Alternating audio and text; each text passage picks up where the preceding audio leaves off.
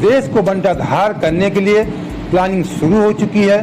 जिस प्रकार 1991 में कुछ राष्ट्रीय दलों ने और क्षेत्रीय दलों ने मिलकर कांग्रेस के विरोध में देश का बंटाधार किया था, देश को बर्बाद कर दिया था, उसी प्रकार सन 2024 में फिर से प्लानिंग शुरू हो गई है कि किस तरीके देश को बर्बाद करना है। देश को बर्बाद करने का मतलब उनकी जो गलत निर्णय वो करने जा रहे हैं उससे देश का बंटाधार होना तय है, देश में गरीबी आना तय है, लेकिन वो लोग इससे बाज नहीं आ रहे हैं। दोस्तों नमस्कार, हमारा नाम योगेश शुक्ला है और आप इस समय इस पर संदेश देख रहे हैं। आज काला सच में इसी पे बात करेंगे सन 2024 के लोकसभा चुनाव को लेकर कि किस तरीके क्षेत्रीय दलों की प्लानिंग चल रही देश को बंटाधार करने के लिए। लेकिन उसके पहले कुछ महत्वपूर्ण खबरें देख लीजिए। इस समय कांग्रेस एक्शन मूड में आ चुकी है। 4 सितंबर को दिल्ली में महंगाई और बेरोजगारी के खिलाफ जब से हल्ला बोल किया है उसके बाद कांग्रेस की चर्चा सोशल मीडिया पे शुरू हो चुकी है। चाहे उसकी कुछ कमियों को लेकर हो, जो राहुल गांधी ने थोड़ा से वहाँ पे किलोग्राम को लीटर बोल गए, उसके बाद मोदी जी ने कुछ उनके स्टेटमेंट थे एक दूसरे को वार प्रतिवार चल रहा है, उन्होंने गलत बोला, राहुल ने क्या कहा, एक दूसरे का अपना ट्रोल कर रहे हैं। राजस्थान में उधर सचिन पायलट बरत रहे थे, दूसरी तरफ राहुल गांधी गुजरात में भी चुनाव तो वहाँ पे गुजरात में राहुल गांधी कह रहे थे कि गुजरात ड्रग्स का अड्डा बनता जा रहा है, यहाँ की युवाओं को ड्रग्स का लती बनाया जा रहा है, यहाँ के पोर्ट पर ड्रग्स पकड़ा जाता है लेकिन यहाँ की सरकार कार्रवाई नहीं करती। इसको हमने आपने भी देखा था, कुछ दिन पहले वहाँ के पोर्ट में 20,000 करोड़ का ड्रग्स पकड़ा गया था, लेकिन उस मामले को किस तरीके दबाया गया शायद बहुत सारे देश के लोग जान भी नहीं पाए थे। अगर किसी विपक्ष के राज्य में सरकार में ऐसा हुआ होता तो यही गोदी मुड़िया हंगामा खड़ा कर देता। ड्रग्स का सेंटर बन गया है, ड्रग्स का सेंटर बन गया है और सारे के सारे ड्रग्स इसी मुद्रा पोर्ट से निकल रहे हैं, मगर आपकी सरकार यहां पे कोई कार्रवाई नहीं कर रही। मैं आपसे पूछना चाहता हूं कार्रवाई क्यों नहीं हो रही है? क्या कारण है कि हर 2-3 महीने मुद्रा पोर्ट में ड्रग्स मिलते हैं जो गुजरात के युवाओं का भविष्य को नष्ट कर रहे हैं, खत्म कर रहे हैं, मगर वहां पे कोई एक्शन नहीं लिया जाता। इस समय बॉलीवुड की फिल्मों को बायकॉट करने का एक देश में ट्रेंड चल रहा है। कोई भी फिल्म बॉलीवुड फिल्म आती है उसको लेकर तुरंत बायकॉट करने का प्रयास सोशल मीडिया पे होने लगता है। कई फिल्में बर्बाद भी हो गई इसी को लेकर के। अक्षय कुमार की फिल्म एक आई थी पृथ्वीराज, वो भी बायकॉट हुआ उसका। कभी पक्ष के रूप में सरकार सत्ता पक्ष, कभी विपक्ष के रूप में बायकॉट होता है, कभी धर्म को लेकर, कभी विवाहित बातों को लेकर के। अभी लाल सिंह चड्ढा आमिर खान की उसका भी बायकॉट हुआ। बताते हैं काफी महंगी फिल्म आई थी, 250 लोगों ने काम किया था, 2 साल में फिल्म बनकर तैयार हुई थी, लेकिन इस फिल्म का बायकॉट किया गया, फिल्म अच्छा प्रदर्शन नहीं कर पाई। अब ब्रह्मास्त्र 9 सितंबर को रिलीज होने वाली है, इसको लेकर भी कुछ लोगों ने बायकॉट करने की प्लानिंग कर लिया था, बायकॉट कर रहे थे, लेकिन इस पे आज हाई कोर्ट ने लगाम लगा दिया। हाई कोर्ट ने अवैध स्ट्रीमिंग को लेकर रोक लगाया, कोई अवैध स्ट्रीमिंग नहीं कर सकता। 18 वेबसाइटों के अवैध स्ट्रीमिंग पर भी रोक लगा दिया है। तो इस फिल्म के लिए एक शुभ संकेत है। ये फिल्म को लेकर के इसके स्टार इस समय प्रमोशन में लगे हुए हैं। एक दूसरी खबर और थी, एक आज तक की मैंने देखा था खबर, जिसमें बताया गया था कि एक बड़ी हिट फिल्म साबित हो सकती है ब्रह्मास्त्र। इसकी एडवांस बुकिंग चल रही, लेकिन फिर भी कुछ लोग जबरन बायकॉट करने का प्रयास कर रहे थे, जिसपे कोर्ट ने आज रोक लगा दिया है। दूसरी तरफ इंग्लैंड में हमारे देश के ऋषि सुनक प्रधानमंत्री बनने वाले थे, लेकिन वो बिछड़ गए। उनको लिज ट्रस ने उनको मात दे दिया। अब जो महिला वहाँ की 47 वर्षीय महिला है इंग्लैंड की, लिज ट्रस, वो प्रधानमंत्री बनेंगी। वो इस समय इंग्लैंड की तीसरी महिला प्रधानमंत्री होंगी। उनको वहाँ की महारानी एलिजाबेथ उनको शपथ दिलाएंगी। लिज ट्रस को 81,326 वोट मिले, ऋषि सुनक को 60,399 वोट मिले। ये हमारे देश से जुड़ी हुई खबर, महत्वपूर्ण खबर है। फिर भी अच्छा टक्कर दिया, 60,399 वोट पाए और लिज ट्रस ने 81,326 वोट पाए। तो ऋषि सुनक इस बार नहीं अगले बार प्रधानमंत्री बन सकते हैं। ये हमारे देश के लिए गर्व, भारतीय मूल के हैं ऋषि सुनक, उनको प्रधानमंत्री इस बार बनना था, लेकिन किसी कारणवश हार गए, नहीं बन पाए इंग्लैंड में। एक बहुत बड़ी दुर्घटना देश में हुई 4 सितंबर को। पूर्व टाटा के चेयरमैन साइरस मिस्त्री कल मर्सिडीज कार से वो जा रहे थे, ओवरटेक करने की उसमें उनकी कार का डिवाइडर से टकरा जाने की वजह से उनकी कार का एक्सीडेंट हो गया और उनकी मौत हो गई। हाई लेवल की कार, मर्सिडीज कार, सारे फंक्शन से लैस थी, 7 एयरबैग थे, लेकिन उसके बावजूद बैग नहीं खुले और उनकी मौत हो गई। साइरस मिस्त्री का उनका एक CCTV फुटेज भी आया है। तो किस समय किसकी मौत आ जाएगी, कोई भी टेक्नोलॉजी काम नहीं करती है कि इतनी हाई टेक्नोलॉजी की कार में बैठने के बावजूद भी साइरस मिस्त्री का एक्सीडेंट हुआ, उनकी मौत हो गई। उधर इस समय जो हमने कहा काला सच की बात करेंगे, तो काला सच से जुड़ी हुई खबर है, उसी से आज कुछ जो खबरें जाती थी काला सच से जुड़ी हुई खबरें थी। आज नीतीश कुमार जी दिल्ली गए, उन्होंने सबसे पहले लालू और राबड़ी से मुलाकात किया, राबड़ी निवास गए, उनके साथ में तेजस्वी यादव भी थे। और उन्होंने जब पत्रकारों उनसे पूछा प्रधानमंत्री पद को लेकर के, तो उन्होंने कहा मेरी कोई इच्छा नहीं है, लेकिन जब से बिहार में तेजस्वी और नीतीश कुमार जी की सरकार बनी है उसके बाद ये अटकलें तेज हो गई थी। सारे पत्रकार या सारा मीडिया या सारे पूरे देश के अधिकांश जो भी राजनीतिक विश्लेषक हैं ये अनुमान लगा रहे थे कि सबसे अच्छा चेहरा प्रधानमंत्री के नीतीश कुमार जी होंगे। ये हम भी मानते हैं नीतीश कुमार जी चेहरा हो सकते हैं, लेकिन प्रधानमंत्री बनने के लिए संख्या बल भी चाहिए। संख्या बल के हिसाब से पूरे देश में आप सब जानते हैं कोई भी क्षेत्रीय दल 2, 4, 10, 15 से आगे नहीं पहुंच पाते हैं। 16, 17, 18 सांसद से ज्यादा नहीं पहुंच पाते हैं। कोई 10 पाता, कोई 2 पाता, कोई 4 पाता, कोई कुछ भी नहीं पाता। उसके बाद भी वो प्रधानमंत्री बनने की आस लगाए हैं। तो राबड़ी और उनसे मुलाकात करने के बाद नीतीश जी राहुल जी से भी मुलाकात किया। राहुल जी पहले गुजरात में थे, उसके बाद उनकी शाम 6 बजे उनकी मुलाकात हुई। उनकी मुलाकात बताते हैं लगभग 45 मिनट चली। अब उनकी बात कर लेते हैं नीतीश कुमार जी। अगर मोदी जी से कंपेयर करेंगे तो बेटर हैं, लेकिन मोदी जी के पास संख्या बल था।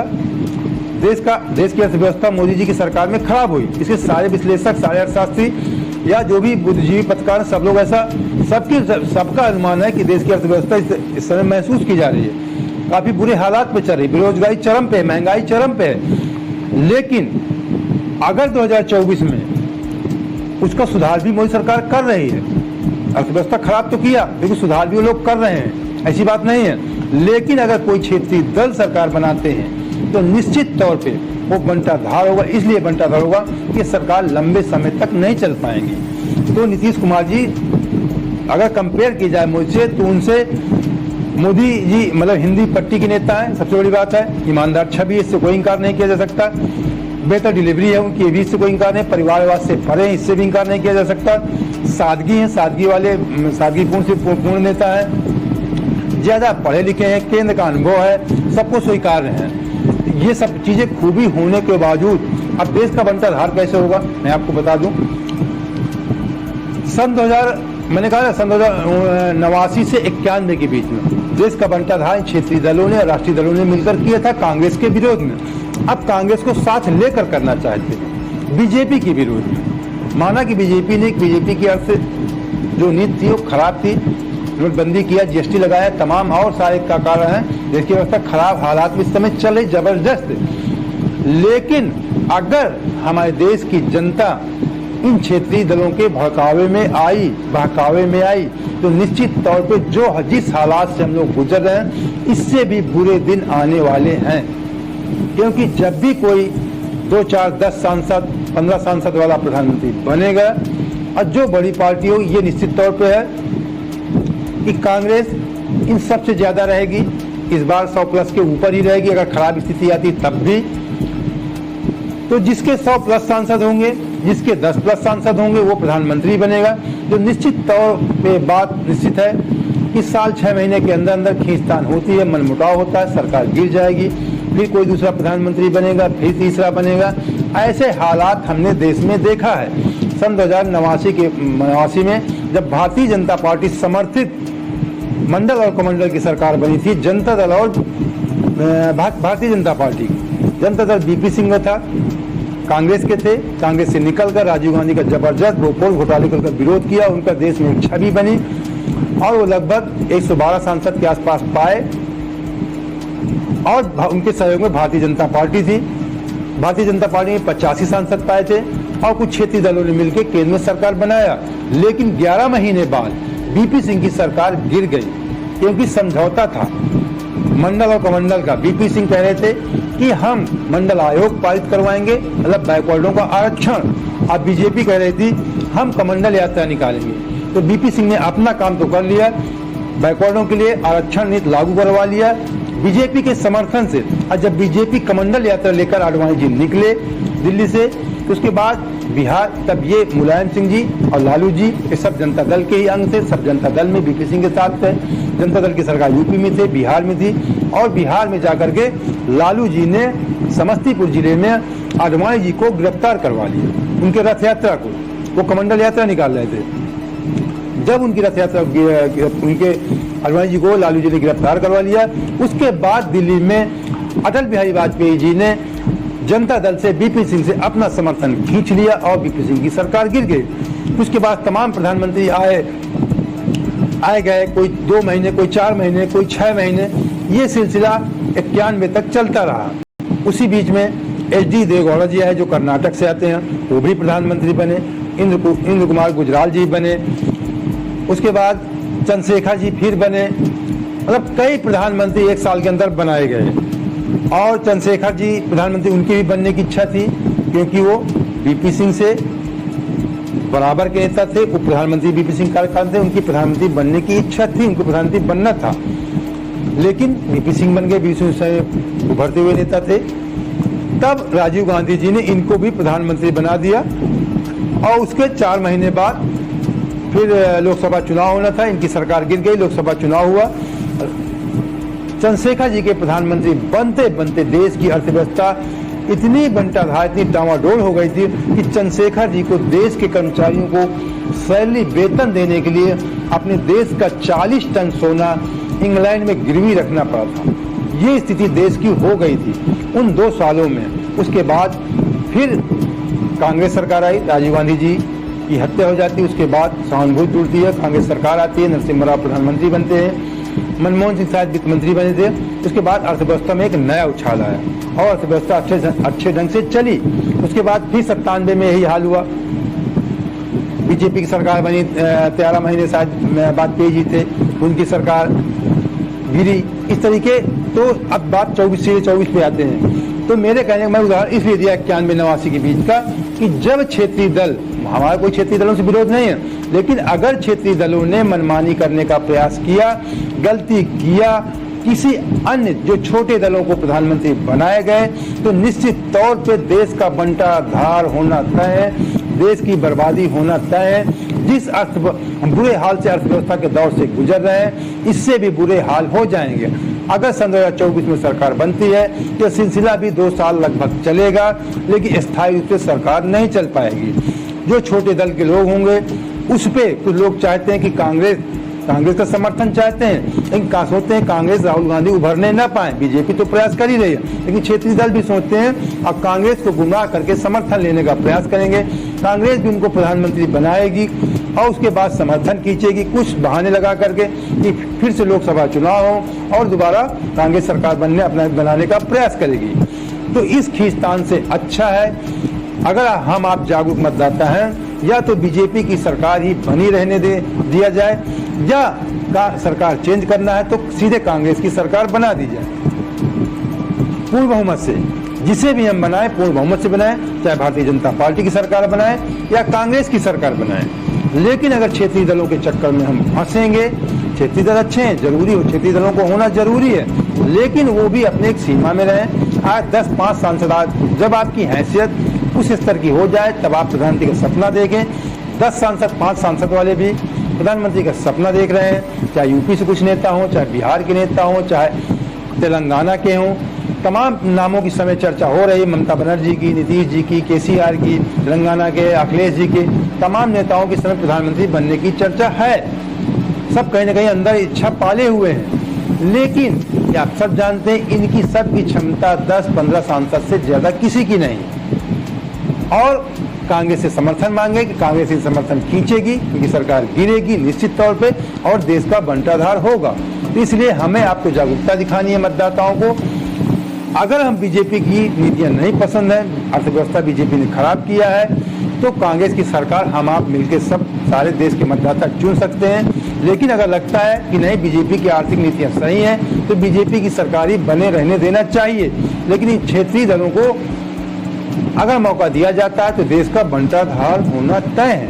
क्षेत्रीय दल, हम चाहते हैं कि क्षेत्रीय दलों की अगर सरकार बनती है, इसमें जो सबसे बड़ा दल हो, अगर बीजेपी के विरोध में लोग सरकार बनाना ही चाहते हैं, क्षेत्रीय दलों के अंदर देशभक्ति है, उनको लगता है कि देश की अर्थव्यवस्था खराब हो रही है, तो अपने स्वार्थ त्याग करके जो सबसे बड़ी पार्टी हो निस्वार्थ रूप से उसका समर्थन करें, सरकार में शामिल हो जाए, वो एक अलग बात है। जैसा गठबंधन चलता है, लेकिन जिसके सब जैसा कांग्रेस के होंगे, कांग्रेस सरकार बनाएंगे, तो निश्चित तौर पे 5 साल सरकार चल सकती है। एक दो छोटे दल हटेंगे भी, जाएंगे भी, तो सरकार नहीं गिरेगी। भाई 10, 5, 2, 4 सांसद इस तरीके के सांसद मिलके कांग्रेस समर्थन देंगे, सरकार उसमें कुछ लोगों का मनमुटाव भी होगा, एक दो पार्टियां हटेंगी भी, 10-5 सांसद हटेंगी भी, तो सरकार नहीं गिरेगी। लेकिन अगर 10 सांसद वाला प्रधानमंत्री बनेगा और 100 सांसद वाला समर्थन खींच लेगा, तो सरकार भरभरा कर गिर जाएगी और देश का बंटाधार होगा। इसलिए जो क्षेत्रीय दल है उनको बड़ा दिल दिखाना चाहिए। अगर देश से हमदर्दी रखते हैं, बीजेपी की सरकार नहीं चाहते हैं, तो उनको कांग्रेस का समर्थन देके सरकार बनवाना चाहिए। अगर नहीं चाहते हैं, देश की जनता चाहेगी, तो इससे अच्छा है कि बीजेपी की सरकार ही बनी रहे। कांग्रेस इस समय भारत जोड़ो यात्रा राहुल गांधी के नेतृत्व में शुरू करने जा रही है, जो 7 सितंबर से शुरू होगी। कन्याकुमारी से कश्मीर तक ये 3600 किलोमीटर का सफर होगा, जो 12 राज्यों होकर गुजरेगा। कांग्रेस का कल राहुल गांधी ने 4 सितंबर की महंगाई के खिलाफ हल्ला बोल रैली में कहा भी, उन्हें उद्देश्य बताया कि ये जो हम भारत जोड़ो यात्रा शुरू करने जा रहे हैं, इसका उद्देश्य सिर्फ यही है कि इस समय मीडिया 2 औद्योगिक घरानों में बिक चुका। उनका कहने का तात्पर्य था अडानी और अंबानी का, उनके घराने पूरा मीडिया, अखबार, टीवी बिक चुके हैं। इसलिए हम अपनी बात टीवी के माध्यम से नहीं पहुंचा पा रहे हैं। इसीलिए हम सीधे जनता के साथ जुड़ना चाहते हैं और भारत जोड़ो यात्रा वो कन्याकुमारी से कश्मीर तक शुरू करने जा रहे हैं। ये 150 दिन की इनकी यात्रा होगी, 150 दिन की यात्रा होगी। 7 सितंबर से शुरू होगी। बताते हैं डेली 20 से 25 को राहुल गांधी पद यात्रा करेंगे। 430 दिनों में 13 जिलों में, हाँ ये होगी इसकी, हाँ ये 150 दिनों में 12 राज्यों और 2 केंद्र शासित प्रदेशों से होकर गुजरने वाली यात्रा के करीब 3600 किलोमीटर की यात्रा होगी। इनका उद्देश्य है एनडीए के सरकार के दौरान बढ़ रहे आर्थिक असमानता, जो इस समय चल रही आर्थिक असमानता के खिलाफ, जाति, धर्म, भाषा, नस्ल और रंग के हिसाब से जो इस समय विवाद चल रहा है उसके खिलाफ, और केंद्र सरकार द्वारा सत्ता और सरकारी एजेंसियों का दुरुपयोग, ईडी और सीबीआई का मामला। तो इन मुद्दों के लेकर के कांग्रेस पार्टी भारत जोड़ो यात्रा शुरू करने जा रही है। इसके पहले भी तमाम यात्राएं देश में हुई हैं। जब जब यात्राएं हुई हैं तो उनका कुछ न कुछ लाभ जरूर हुआ है। जब मैंने अभी उदाहरण दिया 91 का, जब रथ यात्रा शुरू हुई थी आडवाणी जी की, तब जनता ने जब समर्थन दिया था, उस समय इनकी 85 सीटें थी। जब दोबारा लोकसभा चुनाव हुआ तो इनकी 120 सीटें हो गई थी। तो यात्रा से लाभ मिलता। इसके पहले गांधी जी ने दांडी यात्रा शुरू किया था 1930 में मार्च में गांधी जी ने दांडी यात्रा की, जिससे पूरे विश्व में एक राजनीतिक लहर बनी थी, राजनीतिक शक्ति के रूप में उभर कर सामने आए थे। उसके सन 2004 में आंध्र प्रदेश की पदयात्रा में 1500 किलोमीटर की वाईएस राजेश्वर रेड्डी वहाँ के 1500 किलोमीटर की यात्रा किया था। लोगों के दिलों में छा गए थे, तो वहाँ के सीएम बन गए थे। तो इस तरीके निश्चित तौर पे ये देखा जा रहा है, विशेषज्ञ लोग भी अनुमान लगा, राजनीतिक विशेषज्ञ लोग भी अनुमान लगा रहे हैं कि राहुल गांधी की भारत जोड़ो यात्रा से कांग्रेस की स्थिति में सुधार हो सकता है। अब कितना सुधार होता है तो सरकार बनाने की स्थिति में आती है या कुछ सीटें बढ़ती हैं। सीटें बढ़ने का तो अनुमान जरूर, सीटें बढ़ेंगी, इसमें दो राय नहीं है। इस सरकार वाले किसी आ पाती कि नहीं आ पाती, ये तो यात्रा शुरू होने, यात्रा खत्म होने के बाद ही हम आप समझ पाएंगे। तो दोस्तों, काला सच में आज हमने आपको जानकारी दिया कि किस तरीके देश का बंटाधार 2024 को लेकर के प्लानिंग चल रही है। तो उम्मीद करते हैं कि आपको वीडियो पसंद आया होगा। पसंद आया, पहली बार जुड़े हैं तो तुरंत चैनल सब्सक्राइब कर लीजिए और लाइक करके दोस्तों को शेयर भी कर दीजिए। जय हिंद, जय भारत।